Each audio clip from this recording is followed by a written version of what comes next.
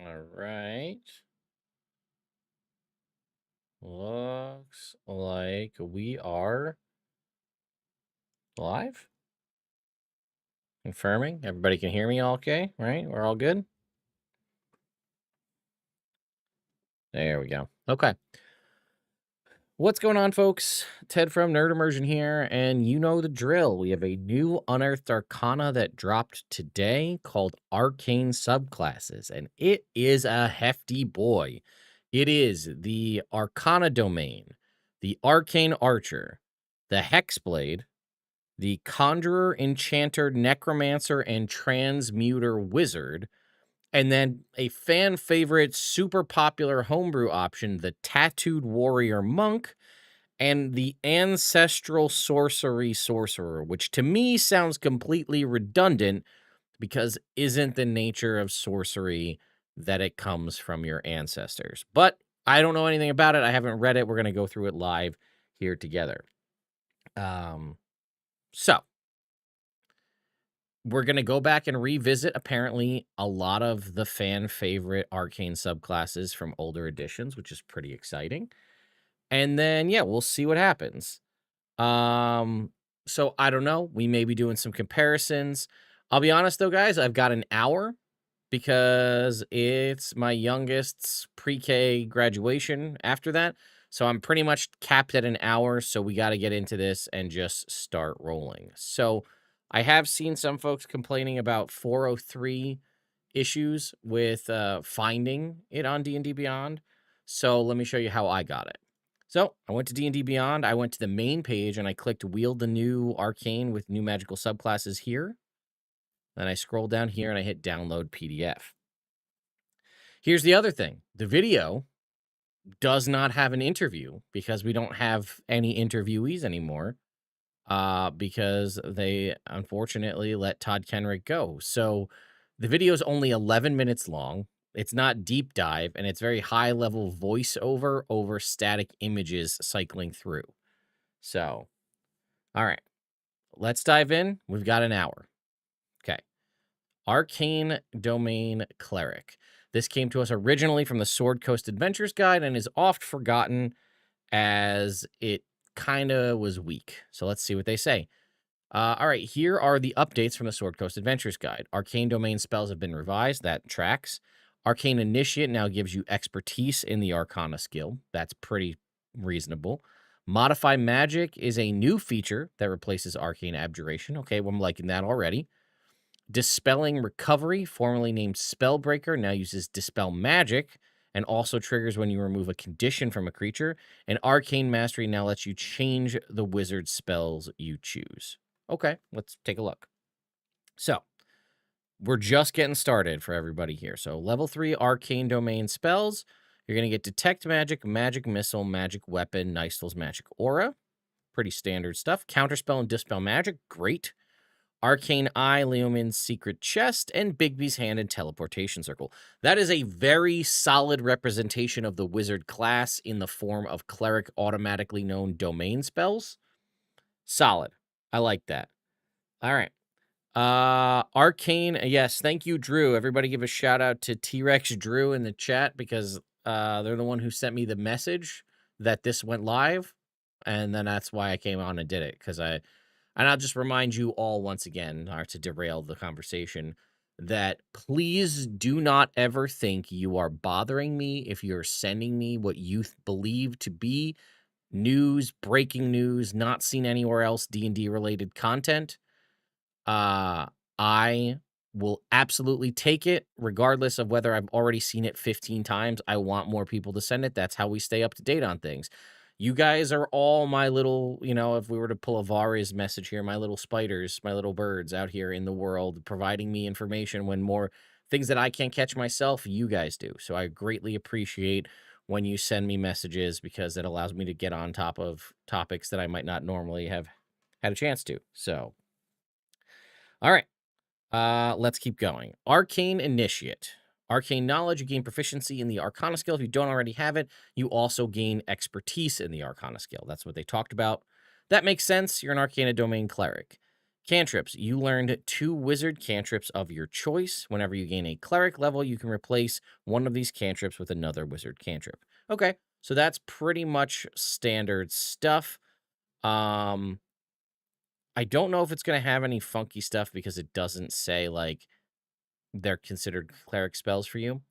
The other thing to consider is remember that base cleric now has that option to choose if they want to have, like, armor or other things. So, like, you could be a more knowledge-y cleric by having that one that gives you the bonus to religion checks, your wisdom modifier to religion checks. Then you can have expertise in arcana. So you could really kind of, if you wanted to, kind of drive home that sort of bookish cleric idea. All right, modify magic. This is a brand new feature. You can use your channel divinity to alter your spells as you cast them. When you cast a spell, you can expend 1 use of your channel divinity and change the spell in one of the following ways. Fortifying spell. 1 target of the spell gains temporary hit points equal to 2d8 plus your cleric level. Wow. Okay, we're going to read that again in a sec. Tenacious spell. When you cast a spell that forces a creature to make a saving throw, choose 1 target of the spell you can see, roll a d6, and add that number rolled as a penalty to the target's saving throw. Okay. When you cast the spell, you can expend your channel divinity to change the spell in one of the following ways. Okay, so the spell still goes off as standard. It just has modifications, which makes sense with a name like Modify Magic. So you could hit somebody with a simple bonus action healing word, which again, as we know, is boosted in power in 2024, and then be like, oh, hey, I hit you with my first level healing word, and I just gave you 2d8 plus my cleric level and temporary hit points off a simple first level bonus action spell. That could be really, really good. Now, it is only limited to 1 target, which is unfortunate. So if you hit like a big AoE mass healing word or mass cure wounds, you're only going to pick 1 target. But either way, still very cool. And then Tenacious Spell being almost like a debuff here in that when you force everybody, so this could be, so we'll use Spirit Guardians as an example. You're a cleric, you're probably going to have Spirit Guardians. Boop, Spirit Guardians goes up, you hit a whole bunch of people. You can choose one of those targets of the spell, have them roll a d6 and subtract it. Now, obviously, using it on Spirit Guardians isn't probably the best example because you probably want this to be a really good save or suck spell, like a hold person or something, where you can reduce their saving throw to potentially turn it into a failure on their part. But either way, very cool use of that. Dispelling Recovery. Immediately after you cast a spell with a spell slot that restores hit points to a creature or ends a condition on a creature, so not just healing now, could also be like Lesser Restoration. You cast Dispel Magic on the creature as a bonus action. Okay, I'm liking this less. Without expending a spell slot. You can use this feature a number of times equal to your wisdom modifier, and you regain all expended uses. That's dumb. That's so dumb. I hate that.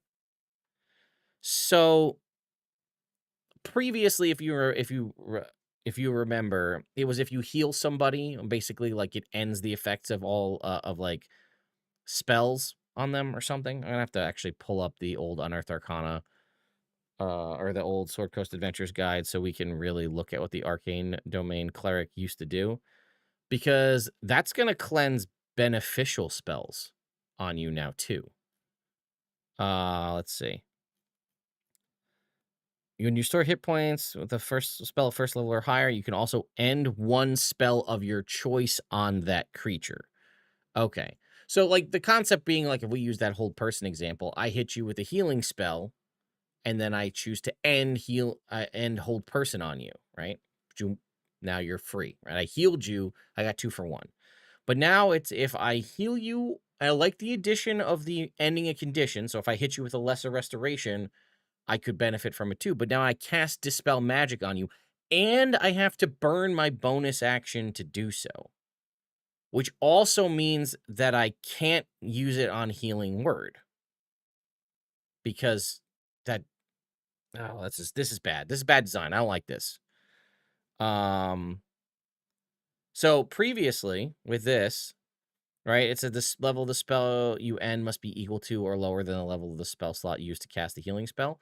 So if you were hit with Hold Person and I hit you with my bonus action Healing Word at 2nd level, I could end Hold Person on you and heal you, and it would all be automatically done for the price of 1 spell slot and 1 action. Now, I am hard limited to an action spell because I can't do this even if I were to do some funky stuff with, like, Warcaster and reaction healing. I can't do that because I also have to then expend my bonus action to cast Dispel Magic on you. Now, I think the concept there is Dispel Magic is so that I'm trying to end a bad spell on you, but if you had haste on yourself, and then an enemy hits you with Hold Person, and I go to heal you and cast Dispel Magic, I end both the haste and the Hold Person on you, therefore screwing you even further. Whereas previously, I could have just hit you with the bonus action and maybe hit somebody with a weapon, and then you'd still have your haste up. But now it can't be Healing Word because of the fact that I have to save the bonus action to do that. So I have to spend both my action and also I couldn't hit you with Lesser Restoration because Lesser Restoration in 2024 is a bonus action. So if I wanted to bonus action Lesser Restoration you to get rid of a condition and then also end a spell, I can't do that because, again, Lesser Restoration is a bonus action. I need to save my bonus action to do this. This is stupid. I hate this. This is bad design. I don't like this ability here at all. Okay. Arcane Mastery. You learn 4 wizard spells, 1 from each levels 6, 7, 8, and 9. You thereafter always have these spells prepared. Whenever you gain a cleric level, you can replace one of these spells with another cleric spell of the same level. That's still solid choice. Again, you only have 3 levels left when you get this feature at level 17 to swap these wizard spells out. So you may, I guess it gives you a little freedom in the 3 levels you have left. Clerics also get basically a free wish with Divine Intervention at level 20. So you could have double wish, I guess, in theory. I would keep most of this language for Spellbreaker. I would say immediately after you cast a spell with a spell slot that restores hit points to a creature or ends a condition on a creature, you can also end 1 spell of your choice on that creature, and I would just keep it like that. All right, that was the Arcana Domain Cleric.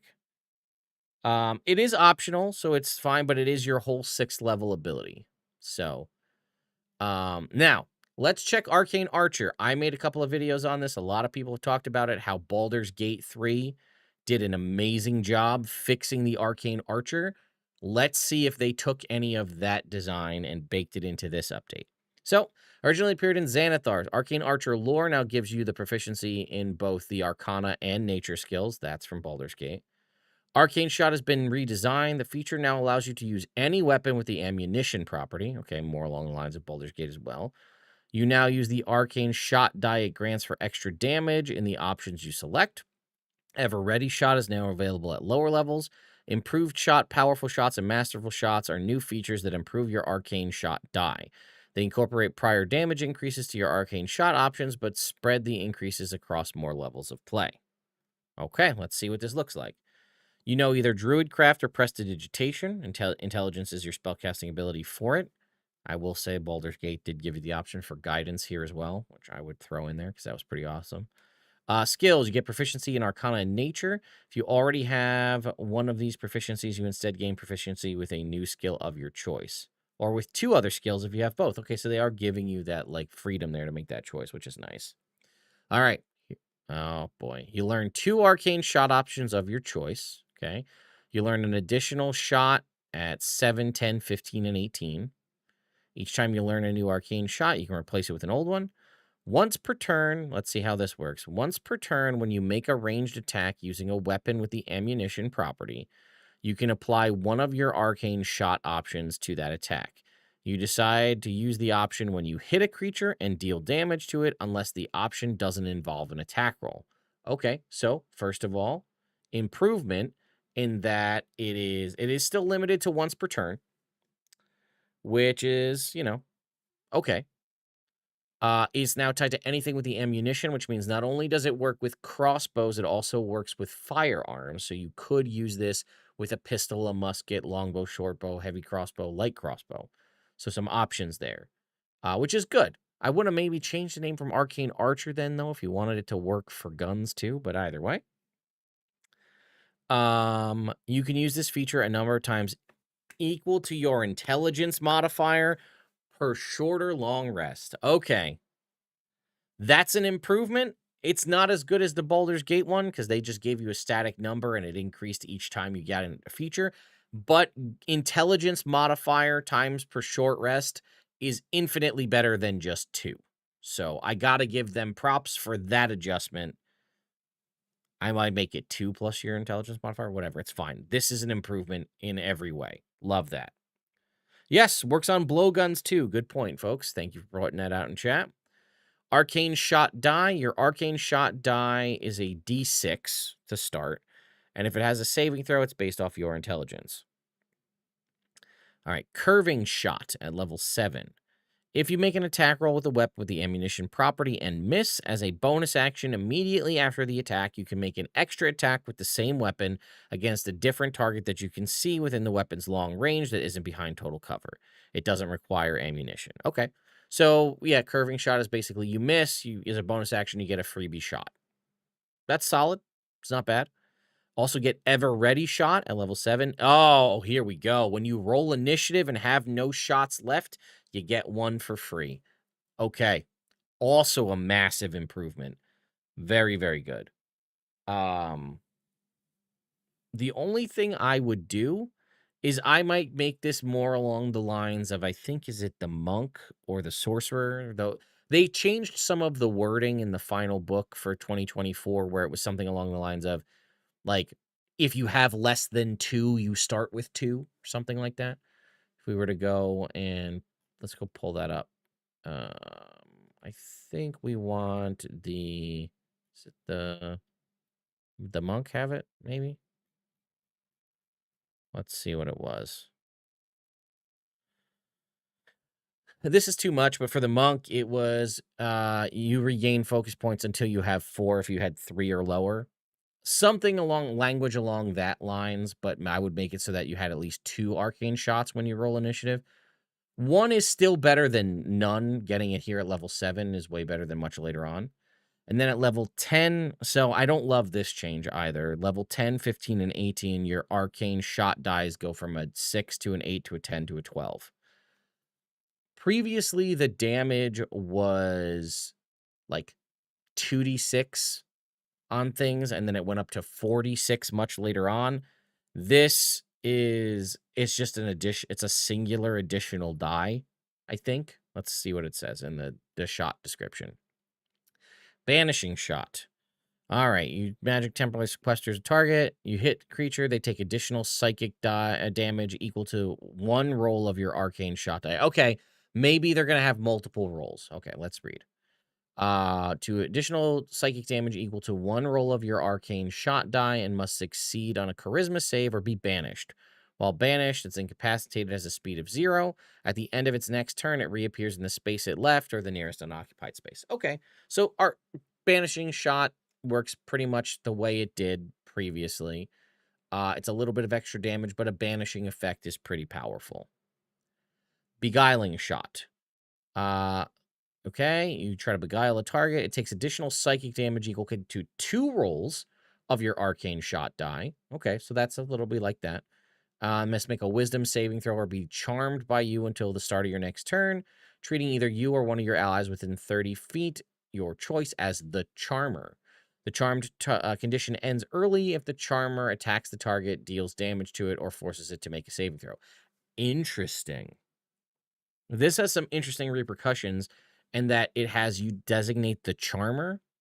So if I shoot you and I designate my ally over here as the charmer, I can keep shooting you and it doesn't break the charm because they're the one who did the charming. You know what I mean? So that's interesting. All right, bursting shot. You imbue it with explosive force immediately after you deal damage to the creature. Your target and each creature within a 10-foot emanation takes force damage equal to 2 rolls of your arcane shot die. Okay, no saving throw on that. Just straight up extra damage. And it's you hit the target with the shot, it takes normal shot damage, whatever that might be, and then that target and everyone within 10 feet takes 2 rolls of your arcane shot die, which again, and when you, if potentially if you get this early, it's going to be 2d6, scaling up to 2d12 at level 18. That's better. I would have loved to see, you know, something in here that says like at level 18, it takes 4 rolls of your arcane shot die or something like that. You know what I mean? Because the die scales up, but you could still roll double ones. You know what I mean? But I think they're giving you the opportunity to shoot more arcane shots more often, which is also a benefit. Enfeebling shot.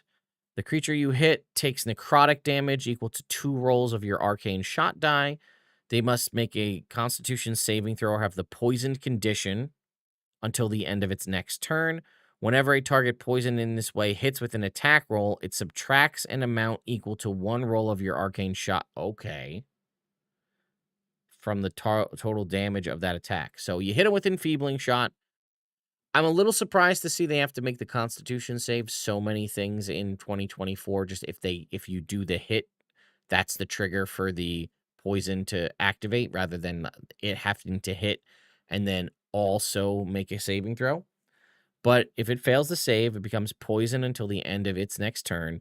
And while it is considered poison and it hits something with any attack roll, could even be spell attack rolls, it subtracts an amount equal to 1 of your arcane shot dice from the damage it does. So it could be, you know, subtracting a d12 from the damage, which is not bad. All right, grasping shot. The creature you hit takes additional slashing damage equal to 1 roll of your arcane shot die and must make a strength saving throw or have the restrained condition until the start of your next turn.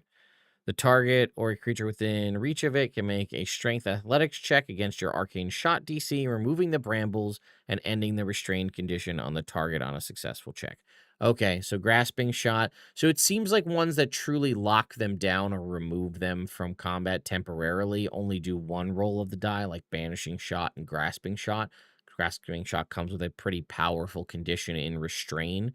The other ones that are more damage with maybe some other rider on top of the damage do 2 rolls. Piercing shot.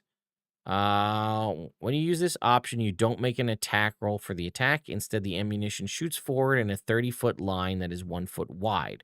The line ignores cover. Oh, it ignores all cover as it phases through solid objects. Each creature in the line must make a dexterity saving throw. On a failed save, a creature takes damage as if it were hit. What? Plus additional piercing damage equal to 2 rolls of your arcane shot die? Okay. Let me think about that for a second. I fire my arrow in a line. It phases through solid objects. Any creature in that 30-foot long line is going to make a dexterity saving throw. If they fail, they're going to take damage as though I shot them with the arrow, whatever that might be, right? If you have a bow that has souped up damage traits on top of it, you know, like a bow conflagration or one of these other ones that does like extra d6s of fire damage or whatever it is, they're going to take the shot damage plus 2 rolls of my arcane shot die. And then if they succeed, they take half damage. It phases through solid objects, Lucas Anderson. I think it can go through a wall of force. Based on how that reads, it ignores cover. And typically you can't target something inside total cover, and like a wall of force counts as total cover. And a wall of force is also technically a solid object, but therefore it phases through it. So maybe? Yeah. So very beneficial of you to get like a boosted power bow the base bow on top of being able to tack on the arcane shot die. Okay, seeking shot. When you first use this option, you don't make an attack roll for your attack. Instead, choose one creature you've seen within the last minute. The ammunition flies towards that creature, moving around quarters if necessary, ignoring half and 3/4 cover. If the target is within your weapon's long range, the target must make a dexterity saving throw. Otherwise, wait a minute. Okay. If the target is within your weapon's long range, it must make a dex save. Otherwise, the ammunition disappears after traveling as far as it can. On a failed save, the target takes damage as if it were hit, plus force damage equal to 2 rolls of your arcane shot die, and you learn the target's location. On a successful save, it takes only half as much damage. That one, also very powerful. It's essentially like super magic missile, but for a single target. So, and then shadow shot. You occlude your foe's vision with shadows. The creature you hit takes additional psychic damage equal to 1 roll of your arcane shot die and must make a wisdom save or have the blinded condition until the end of its next turn. I don't love the overall, like, I think this feels lazy to me, personally. I mean, again, I'm not, not paid to be a game designer, so at least in some cases I have been, but either way. The only thing is, over here on Twitch, Mancheetah says, if you roll a crit, does that mean the damage is possible? No, because you don't attack. If you attacked, then it would have the potential to crit. But they specifically state you don't make an attack roll with this. It just takes the damage. Therefore, it's not subject to things like criticals, right? So you could boost the crit range on your bow all you want, but you'll never be able to crit with these couple of shots. Now, some of the other shots here, like Beguiling Shot and these other ones, if you were to crit, then, in theory, like Beguiling Shot, it should take 4 rolls of your Arcane Shot die because it's taking additional damage upon a hit. The one that would be a question for me would be, does Bursting Shot deal? No, because... Yeah.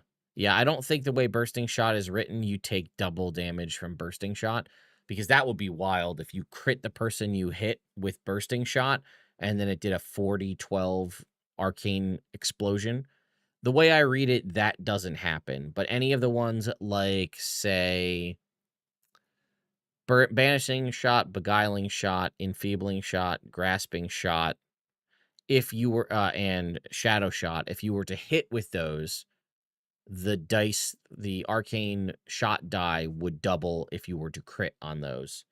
Whereas I believe the way Bursting Shot is written, it's immediately after you deal the damage to the creature, not as, like, it doesn't take additional damage equal to an amount. So that means that it's not going to be subject to crit damage. And then because Piercing Shot and Seeking Shot specifically state that they are not attack rolls, they will not benefit from critical hits. So yeah, the arcane shots are pretty good. I would have liked to have seen maybe one that did 3 rolls of your arcane damage die. Like, it doesn't do much else. That's like all it does. Is it's just kind of, that falls more into like maneuver territory, you know what I mean? But like, that's what it does. It's just this one, it's just like a power shot, call it whatever, right? And it just does 3 rolls of your arcane damage shot on a hit. No bells and whistles. That's just all it does. It just does, a bunch of damage. Also, very good ideas for homebrew things, homebrew magic items or feats that let you spec into this to maybe increase the number of arcane shots you have, maybe to increase the die overall. But to have the level 10, 15, and 18 subclass features just be the die increases by 1 feels pretty lazy design-wise to me when you think about how the Battle Master did it, where, like, as part of the Battle Master, you have a couple of these that are like, okay, your die increases, but they still gave you other cool options in there aside from just, like, your die increases at this point, right? Like, Relentless would have been a cool one, right? Where, like, the concept of this where you just get a free D8 as opposed to having to spend a maneuver die. So I'm not saying that that fits perfectly with the Arcane Archer, but it would be neat to give them something different, you know?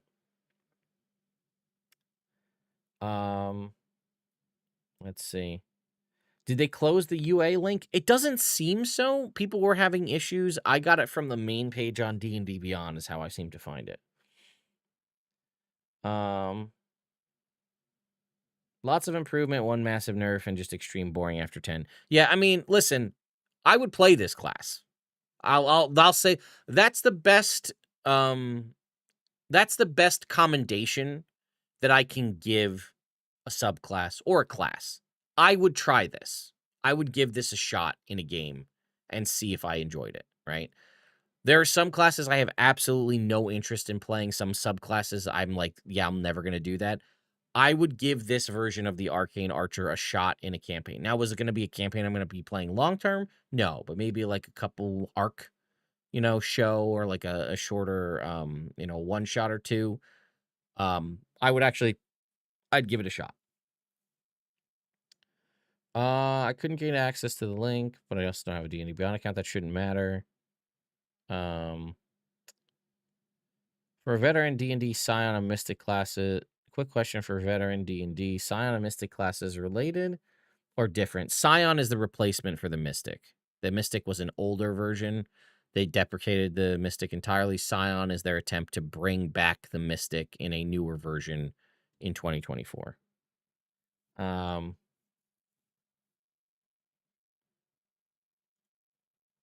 don't know why it looks like it blocked the link for you when you tried to post it. Again, what I did, I'll just show you guys one more time. What I did is I went to the main page of D&D Beyond. I clicked on this article here, Wield the Arcane with new magical subclasses, and then I clicked this download PDF. Maybe, I don't know. Let's see if this link works. I don't know if it does for you guys. We'll see. See if you guys can get access via that link. All right. Now, something that I have a long history with from back in 3.5, and I'm very interested to see, is the Tattooed Warrior Monk. I made a homebrew version of this. It exists out there on D&D Beyond. I know a bunch of people that have played it. Let's see. Level 3. Magic tattoos. You gain magic tattoos described by other features of the subclass. The tattoos appear on your body wherever you wish. Damage or injury doesn't impair, blah, blah, blah, blah, blah. If it has a effect, it's tied to your wisdom modifier. Whenever you finish a long rest, you can reshape one of your magic tattoos, changing the option you chose from one list to another option. That is a lot more customizability than the old, tattooed monk. Okay. Here are your beast tattoos at level 3. Okay, so they get you at different levels. You choose 2 tattoos from this list at level 3. Bat, Dancing Lights cantrip. When you spend a focus point to use Patient Defense or Step of the Wind, you gain blind sight with a range of 10 feet for a minute. Okay. It's not great. It's not bad. Butterfly, the light cantrip. You can spend 1 focus point to cast Silent Image without material components. Chameleon, the minor illusion cantrip, and you can spend 1 focus point to cast Disguise Self. Crane, the guidance cantrip. When you miss a creature with an attack granted by your Flurry of Blows, you have advantage on attack rolls for any remaining unarmed strikes that use Flurry of Blows. Okay, that's not bad. That's actually pretty good. Assuming you miss on the first attack and not the last attack.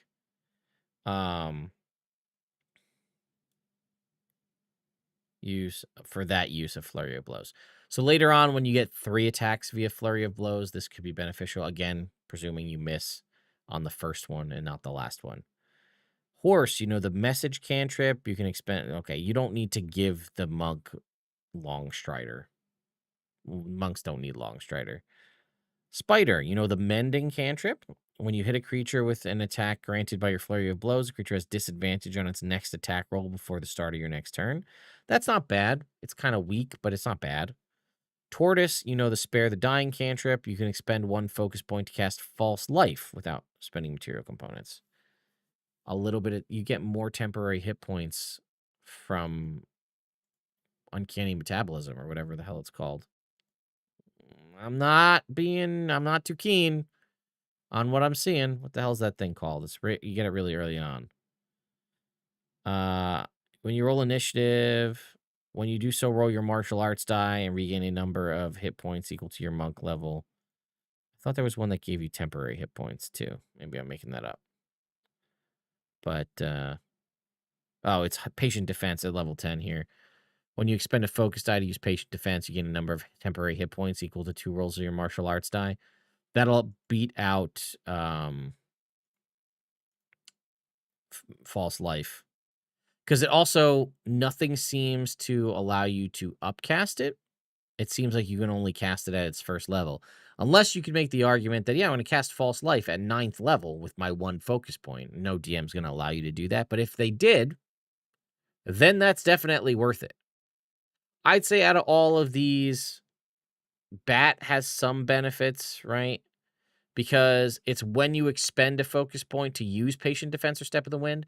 So it's not an additional expenditure. It's on you already spending that point. You get the free blind sight for a minute, which could be beneficial. The Crane, again, doesn't require you to expend any additional resources beyond you utilizing Flurry of Blows. Also, Guidance is one of the best spells in the game. And then Tortoise is okay.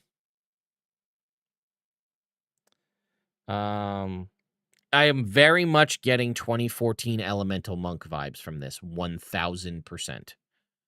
All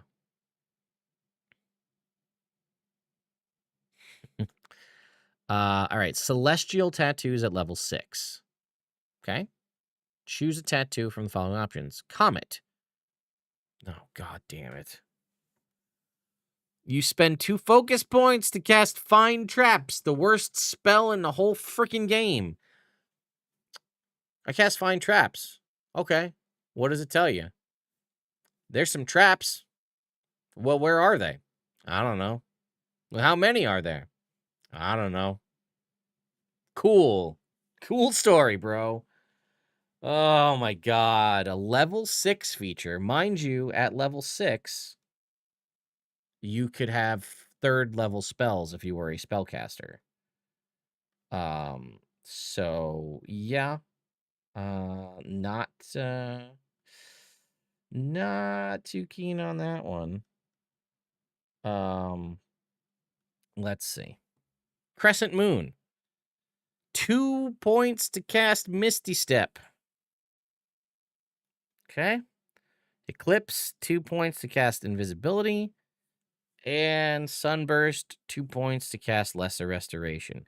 So, I will say, they have at least fixed a lot of the issues that were with the 2014 Elemental Monk, and that the number of points are equal to the level of the spell, right? You're not having to spend more points than the level of the spell, so it's 2 points to cast a 2nd level spell. You almost borderline don't need Misty Step as a monk when you have Patient Defense, and you can just dash as a bonus action for free. And then if you spend a point... Wait a minute. Hang on. If I'm a level 2 monk, I can cast Step of the Wind, and then I can spend 1 point to get dash and disengage, which I will have more than 30 feet of movement. Or I could spend 2 points to do a 30-foot teleport at level 6. Math's not mathing here on that one. And increase your jump distance, so you basically can effectively low-tech Misty Step without having to spend as many points. So can a Shadow Monk also just, like, be invisible at level 6? Yes, I would downvote this so far. Well, let's keep going. I'm going to give it the benefit of the doubt. Maybe it really turns around at level 11. Nature Tattoo, which is separate from a Beast Tattoo. Mountain. As a magic action, you can expend 3 focus points to gain resistance to acid damage and advantage on Constitution saving throws for a minute. Is this all these are? Storm, 3 points to get resistance to lightning damage and advantage on dex saves for a minute. Volcano, 3 points to get resistance. And it's a whole action. It's your whole action to do this. Fire damage and advantage on strength saves for a minute. Wave, resistance to cold damage, advantage on wisdom saves for a minute. Monster Tattoo, level 17. Beholder. You get a fly speed of 10 feet and can hover. You can spend 3 focus points to cast Counterspell. Counterspell at level 17 for 3 points. If you got to cast free Counterspell, that might be okay, right? I can fly, and then I have my anti-magic eye from my Beholder Tattoo, free Counterspell. Blink Dog. When you spend a focus point to use Patient Defense, you can expend 3 more points to cast Blink. Displacer Beast. When you spend a focus point to cast Flurry of Blows or Step of the Wind, you can spend 2 focus points to cast Mirror Image immediately after that bonus action. So I still have to spend my action casting the Mirror Image. Guardian Naga. When you would be reduced to 0 hit points but not killed outright, your hit points instead change to a number equal to twice your monk level. The only goddamn usable tattoo in the entire list comes at level 17. That's what a tattooed monk ability should be like. It gives you a cool thing. I shouldn't have to constantly be spending points to do stuff. That is good. The Guardian Naga, if that was at level 6 or level 11, better. That's what the ability should be like. That's going to be my feedback to D&D. If, you're going to do it, more abilities like this. The old tattoo monks had so many cool, fun things in them. Like, I don't know, some of them were silly, right? And you're probably never going to need it. But like one of them was like your photo. It was like you get a tattoo of like a flower and your character's photosynthetic now. If they're outside in the sunlight, they don't need to eat and they heal hit points if they spend an hour in the sun or something like that, right? Things like that are fun, right? Maybe, something that you could be as simple as like the tortoise gives you a bonus to your armor class. Where's the dragon tattoo that gives me fire breath? Things like that. That's what you want. Like, that's the kind of thing you want from this. Give me the spider tattoo should let me have spider climb on all the time. I can just Spider-Man on the walls. Now, I'm a monk. I can already run up walls, but I can't stick. The spider tattoo should let me stick to walls. And you just make the levels when they come online, right? So, like, the spider tattoo should be around the level at which you would have spider climb as a spell, which is a 2nd level spell. So that should be at level 3. You should be able to choose spider climb.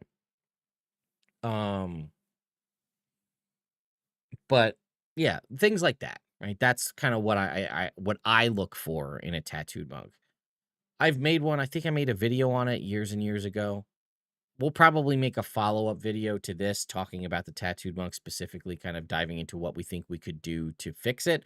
But we are on the time limit for this Unearthed Arcana. So let's keep moving on here. Okay.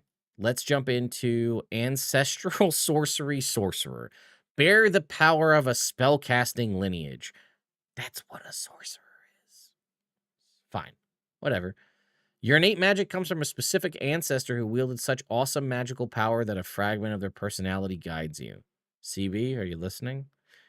Okay, Ancestral Sorcery Sorcerer. Ancestors Lore. When you make an intelligence check, you gain a bonus to the check equal to your charisma modifier. You also gain proficiency in either Arcana, History, Investigation, Nature, or Religion. So the way I see this is like Simon from the D&D movie, right? Like his ancestor was Elminster, very powerful wizard, and he's just a descendant. But like because Elminster was such a powerful wizard, he became a sorcerer. I guess that's kind of what the vibes are. So like in theory, if Theodore the Orange were to have a child, right? He's a wizard. He's a very powerful wizard.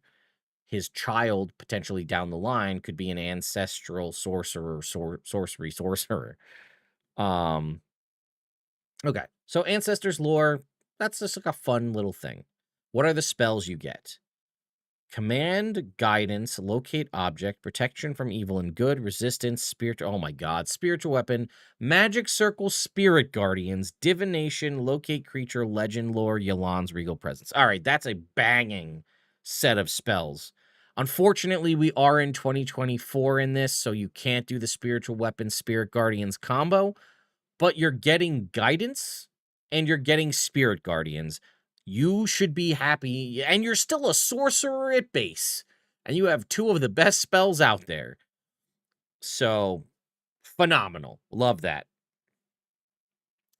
Visage of the Ancestor at level 3. Choose the form your ancestor takes, which might resemble the ancestor in life or a symbolic creature. While your innate sorcery feature is active, this form appears in a spectral haze. Okay, I'm getting hard. Anybody else getting... I'm saying I should have finished that thought because I said I'm getting hard, and I was going to say hardcore X vibes, but, you know, it's the internet. I said it. It's out there now. Ted, you got to think these ones through, man. You got to think these ones through. Anyway, while your innate sorcery feature is active, the form appears in a spectral haze around you, and you have advantage on any ability check you make as part of the influence action. Is anybody getting Naruto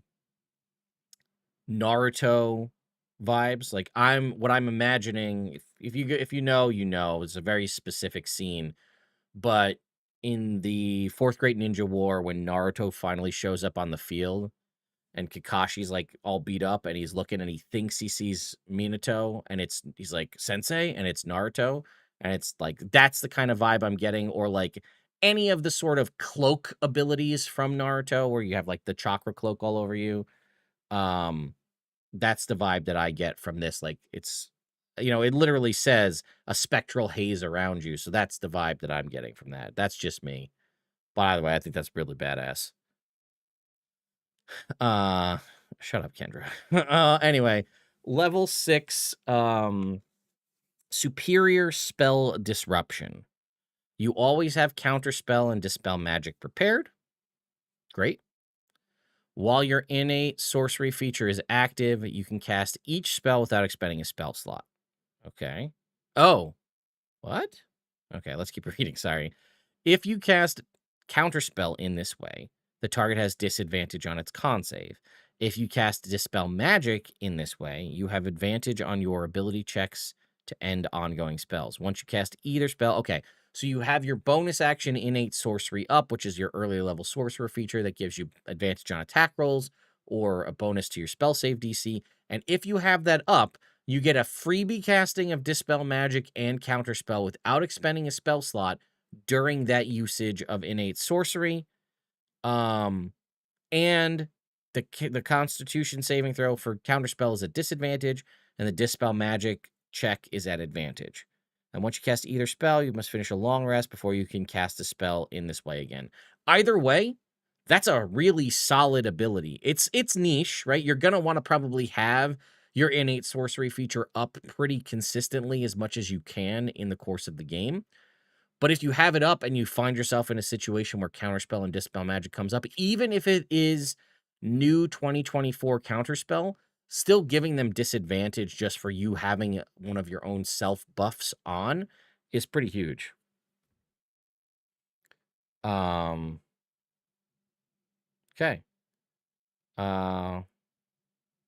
Has the 2026 release of the Lorwyn Shadowmoor source book been confirmed? Not that I'm aware of, no. This allows you to counterspell on a turn when you've cast a spell slot once per day, which is pretty good. Yeah. Like an abjuration sorcerer. Very much so. Yeah. All right. Let's move on to Ancestral Majesty at level 14. While your innate sorcery feature is active, you are surrounded by a magical aura and a 5-foot emanation. Whenever a creature you can see enters that emanation or end its turn there, you can force it to make a charisma saving throw. On a failure, it is forced prone or has the frightened condition until the end of your next turn. And it's not immune to it either. A creature can only make this save once per turn. So you're just so awesome in your power that you can either frighten people or knock them prone just once per turn, every turn, for as long as your innate sorcery is up. It's pretty solid. Also, you get, that's not it. You also get something else. You get Steady Spellcaster. Taking damage can't break concentration on sorcerer spells. Wow. All that combined? Yeah. You know you're going to want to have your innate sorcery popped with Spirit Guardians, so that way if people get close to you, they get knocked prone in your Spirit Guardians, and they can't knock you out of Spirit Guardians with damage spells because of Steady Spellcaster. That's pretty good. It's pretty good, guys. I really, really like this a lot. And there are ways you could build into this with non-concentration spells, like, okay, let's see what level 18 is. Ancestor's Ward. While your innate sorcery feature is active, you gain advantage on saving throws against spells. Once during your use of innate sorcery, when you fail a saving throw against a spell, you can choose to succeed again. It's basically legendary resistance for one spell, as your ancestor's like, no, dummy. Dodge that. That's awesome. Yeah, the third level one, Visage of the Ancestor is only okay.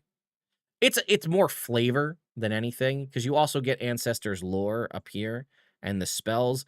This one is purely flavor more than anything, but I like it.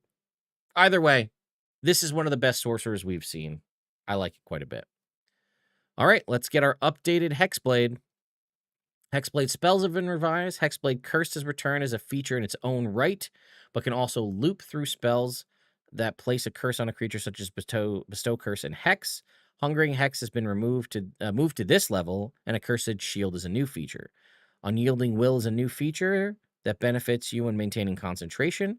Malign Brutality, what a wonderful name for a feature, is a new feature that gives you additional benefits. Hindering Curse, formerly known as Stymieing Mark, has been moved here. Armor of Hexes no longer has limited uses. Okay, scales with your Warlock level. Masterful Hex now increases the power and usability of the updated Hexblade Curse. Okay, all of that sounds very good, because the last one was kind of lackluster. Spells. Arcane Vigor, beautiful. Innate Healing as a Warlock. We love that. Hex, fantastic. Don't even have to worry about taking it. Shield, you're going to be a powerhouse now. Wrathful Smite, love it.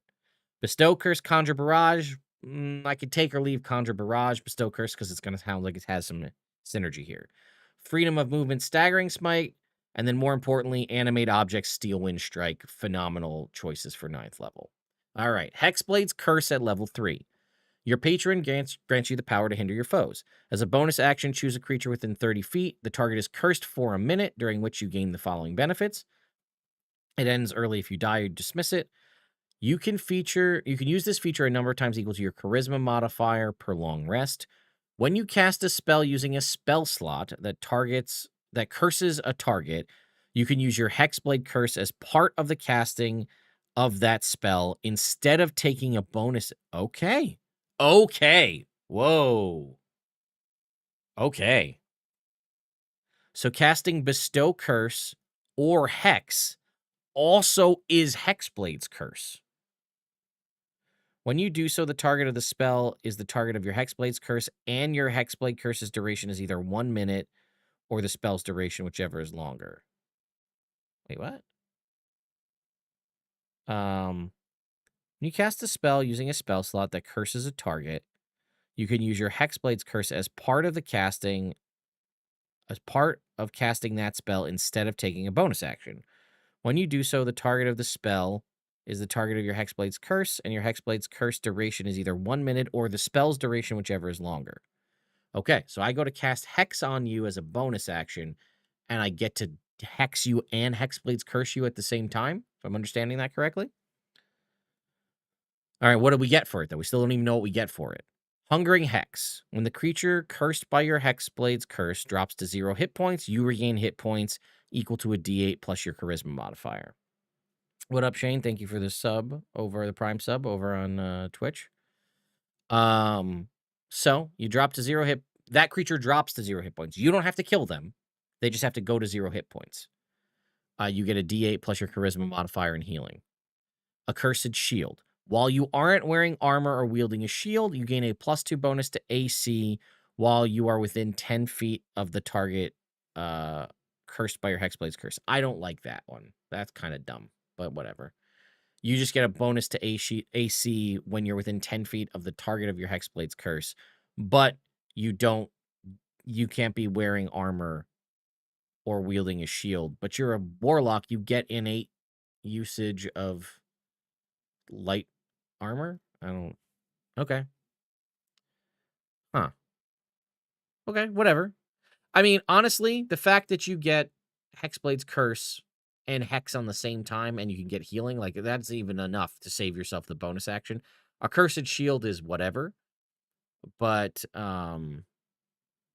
still dual action economy saving, right? All right, Unyielding Will at level 3. When you succeed on a saving throw to maintain concentration, each creature of your choice in a 10-foot emanation originating from you takes 2d6 necrotic damage. Once you use this benefit, you can't use it again until the start of your next turn. In addition, when you fail a saving throw to maintain concentration, you can choose to succeed instead and gain a number of temporary hit points equal to a d10 plus your warlock level once per long rest. Okay. So basically I'm going to cast Hex on you to also hit you with Hexblade's curse, right? And then I'm within 10 feet of you because I want to benefit from my accursed shield. You go to hit me to try to break my concentration. I succeed. You just take a blast of necrotic damage. And even if I fail, I can say, actually, you know what? No, I didn't fail. I succeeded. And then I get a charge of temporary hit points. Notice there is nothing in here that says, like, obviously, you don't get proficiency in medium armor or shields. You don't get, that concept of using charisma as your attacking stat. But a lot of that has been deprecated from Hexblade, and it's baked into base Warlock now. All right. Malign Brutality at level 6. Your patron's might furthers your bloodlust. Harrowing Hex. After you cast a level 1+ spell that has a casting time of an action, you can make one attack with a weapon as a bonus action.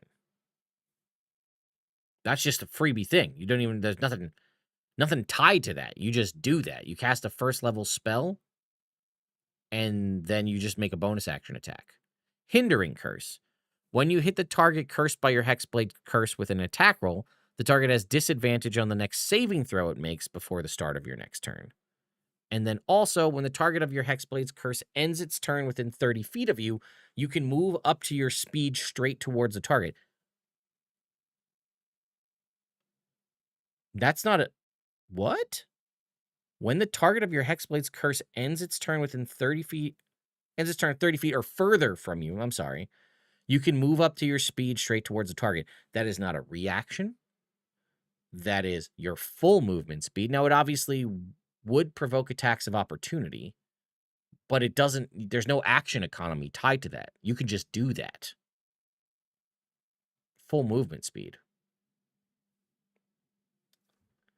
All these things are just always on. They're not tied to your Hexblade curse. They're just always on stuff. You just do it. Okay. Armor of Hex at level 10. When you take damage from the target cursed by your Hexblade's curse, you can take a reaction to reduce the damage taken by an amount equal to your Warlock level. Okay. That's not as good as the old one where you basically rolled and they had a 50% chance to miss, but you do get to reduce the damage a little bit, so it's not the worst. It's not my favorite, but it's not the worst. And then lastly, at level 14, Masterful Hex. Accursed Critical. Any attack roll you make against the target cursed by your Hexblade curse is a critical hit on a 19 or a 20. Explosive Hex.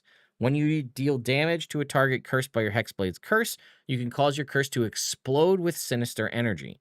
The target and each creature of your choice, notice it's your choice, within 30-foot emanation originating from the target take 3d6 necrotic, psychic, or radiant damage, and their speed is reduced to 10 or by 10 feet until the start of your next turn. Once you use this benefit, you can't use it again until you finish a long rest, or you spend a pack magic spell slot to restore it. And then Hex Restoration. You regain one expended use of Hexblade's curse when you finish a short rest, or you use your magical cunning feature. That's a really nice set of quality of life features there. Explosive Hex should do more damage, I think, at the very least. Or be more impactful. If you're not using your reaction, it shouldn't provoke an attack of opportunity. You're still leaving their space. So even if it's not a reaction, like it's it should still provoke the attacks. If you're running by other people. It feels like a hexer, not the Hexblade. Very true. All right, we're running out of time here, guys, so I'm going to keep moving, unfortunately, if we want to get through this. Conjurer Wizard. Benign Transposition is now available at a later level, and the new Distant Transposition and Quick Teleportation features improve it. Conjuration Savant now gives you free conjuration spells to add to your spellbook. Durable Summons is now available at a lower level, and temp HP it grants are based on your wizard level. Okay. Benign Transposition. As a magic action, you teleport up to 30 feet to an unoccupied space you can see. Alternatively, you can choose a space within range that is occupied by a medium or smaller creature. If that creature is willing, you swap places. Once you use this feature, you can't use it again until you finish a long rest. You can also restore it by expending a level 2 plus spell slot. Okay, so it's a magic teleportation / body swap, which is basically the same feature you used to have, just moved to level 3. Conjuration Savant at level 3. Choose 2 wizard spells from the Conjuration School, each of which can be no higher than level 2. In addition, whenever you gain access to a new level of spells, you can add 1 wizard spell from the Conjuration School to your spellbook. You're going to have this for every class in here. Just basically get free spells of the chosen school. Distant Transposition at level 6. The range of your Benign Transposition feature increases to 60 feet. Additionally, you get expended uses back when you finish a short or long rest. Okay, so it used to just be on a long rest, now it's short or long rest. Durable Summons at level 6. When you cast a conjuration spell to summon a creature, another creature using a spell slot, it gains temporary hit points equal to twice your wizard level when it first appears. That's very nice for a summon. 10 is still the same. Damage can't break your concentration on conjuration spells. And level 14, you can use Benign Transposition as a bonus action, which is very nice. And you can also use it as a reaction when a creature you can see makes an attack roll against you, but only to swap places with a willing creature. That creature that swaps places with you becomes the target of the attack. So that's actually really nice. I don't often think of Conjuration as the teleportation school, but it is. So they really leaned into the teleportation side of things. So starts off as 30 feet, goes to 60, comes back more, eventually becomes a bonus action. And honestly, there's some cool things you could do, even with some of just the subclasses in this Unearthed Arcana, where I'm going to get hit and I reaction swap with you if you're willing, and then actually you getting hit and taking damage is beneficial because it'll trigger other things. Most of Tasha style summons are conjuration. Yeah, temp HP is great. Bonus action, movement towards foe, concentration. Yeah, so. All right, Enchanter Wizard. What do they got? Enchantment Savant now gives you the free spells. Enchanting Talker and Vexing Movement are new features that replace Hypnotic Gaze, giving the wizard new options to use in and out of combat. Reflecting Charm replaces the former Instinctive Charm. Instead of compelling an attacker to choose a new target, the feature now reliably reduces the damage you take and might harm the attacker. Bolstering Belief is a new feature to aid yourself and allies in many situations. All right, Enchanting Talker. Whenever you make a Charisma check, you gain a bonus equal to your Intelligence modifier, and you get proficiency in Deception, Intimidation, or Persuasion. We're going to skip Enchantment Savant. It's the same as what we've seen for the other wizards. And then you also get Vexing Movement at level 3. Immediately after you cast an enchantment spell using an action and a spell slot, you can cast both the you can take both the Disengage and Dash actions as a bonus action. You can use this bonus action Intelligence modifier times per long rest. All right, so cast the spell as an enchantment, get a free bonus action, Disengage, and Dash. Reflecting Charm at level 6.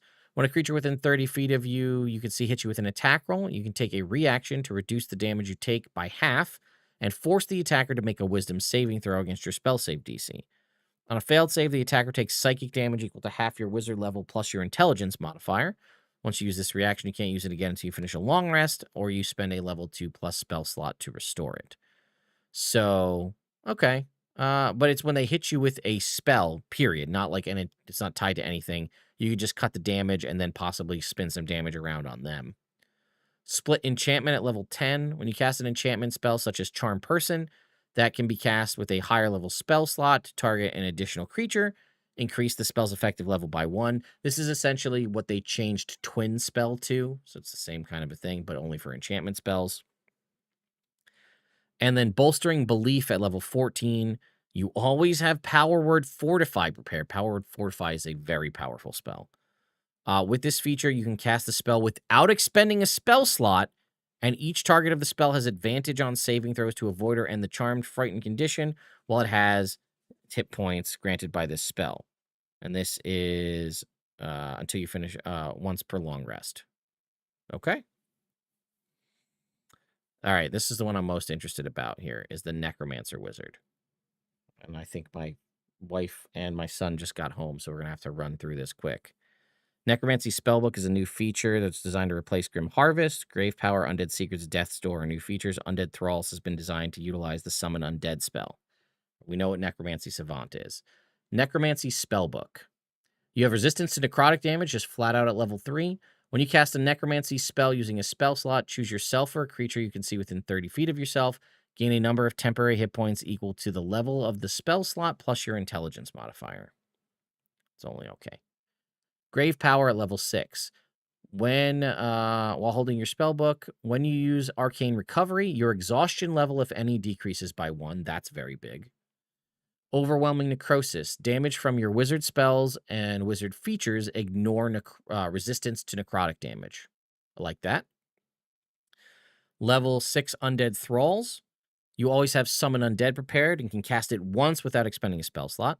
When you cast it without a spell slot, you regain hit points equal to half the summoned creature's total hit points, but doing so halves the creature's hit points. Once you cast a spell without a spell slot, you need to finish a long rest. Undead Secrets at level 10. When you finish a long rest, you can expend a level 4+ spell slot to protect yourself from death. Until you finish a long rest, the next time you would drop to 0 hit points. Your hit points instead change to a number equal to 10 times the spell slot expended. It's level 4+. In addition, immediately after you take damage and are bloodied after taking that damage but not killed outright, you can take a reaction and teleport to an unoccupied space up to 60 feet away, 60 feet from yourself. Each creature within 10 feet of the space you left takes 2d10 necrotic damage. And lastly, Death's Master at level 14. As a bonus action, choose any number of undead you've created or summoned with necromancy spell that are within 60 feet. Those undead each gain temporary hit points equal to your wizard level. Once an undead gains temporary hit points from this feature, it can't gain them again. Hang on one sec, guys.